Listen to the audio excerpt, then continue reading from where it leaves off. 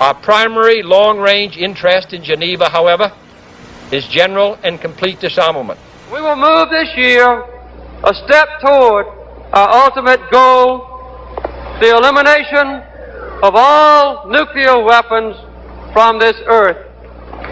We seek the total elimination one day of nuclear weapons from the face of the earth. So today, I state clearly and with conviction America's commitment to seek the peace and security of a world without nuclear weapons.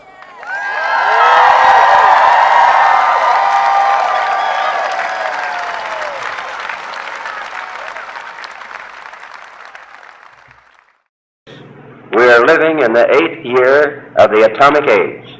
We are not the only nation that is learning to unleash the power of the atom.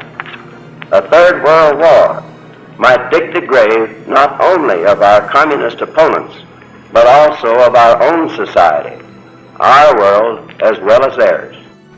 Surely no sane member of the human race could discover victory in such desolation. Could anyone wish his name to be coupled by history with such human degradation and destruction? First, examine our attitude towards peace itself. Too many of us think it is impossible.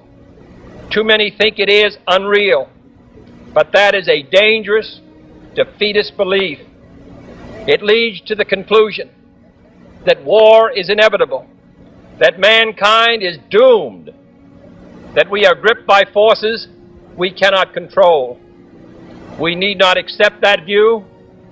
Our problems are man-made, therefore they can be solved by man, and man can be as big as he wants. No problem of human destiny is beyond human beings. Man's reason and spirit have often solved the seemingly unsolvable, and we believe they can do it again.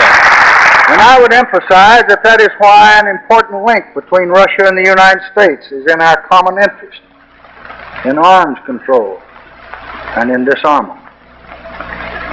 We have the solemn duty to slow down the arms race between us, if that is at all possible, in both conventional and nuclear weapons and defenses. Let us build a structure of peace in the world in which the weak are as safe as the strong, in which each respects the right of the other to live by a different system, in which those who would influence others will do so by the strength of their ideas and not by the force of their arms. Let us accept that high responsibility, not as a burden, but gladly. Gladly, because the chance to build such a peace is the noblest endeavor in which a nation could engage. Such an agreement would for the first time put a ceiling on the strategic arms race. It would mark a turning point in post-war history and would be a crucial step in lifting from mankind the threat of nuclear war. In an all-out nuclear war, more destructive power than in all of World War II would be unleashed every second. During the long afternoon it would take for all the missiles and bombs to fall. A World War II every second. We're not just discussing limits on a further increase of nuclear weapons. We seek instead to reduce their number. Tonight, I can tell you of dramatic changes in our strategic nuclear force.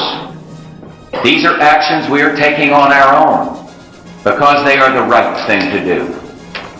After completing 20 planes, for which we have begun procurement, we will shut down further production of the B-2 bomber. And along with the Russians, we're on our way to destroying the missiles and the bombers that carry 9,000 nuclear warheads. We've come so far, so fast in this post-Cold War world that it's easy to take the decline of the nuclear threat for granted. But it's still there, and we aren't finished yet. We are working with other governments to secure nuclear materials in the former Soviet Union and to strengthen global treaties banning the production and shipment of missile technologies and weapons of mass destruction. Because of the New START Treaty, we're on track to cut American and Russian deployed nuclear warheads to their lowest levels since the 1950s.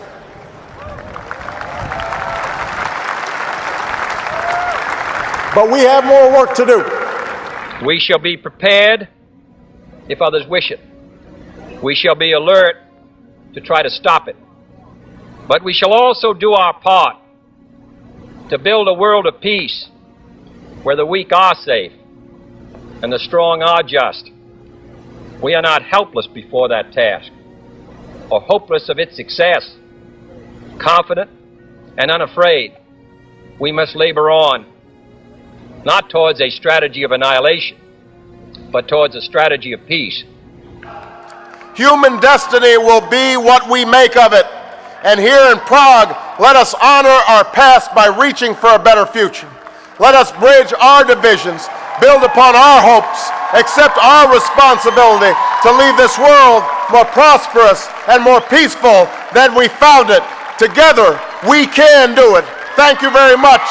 Thank you, Prague. What kind of a peace do I mean, and what kind of a peace do we seek?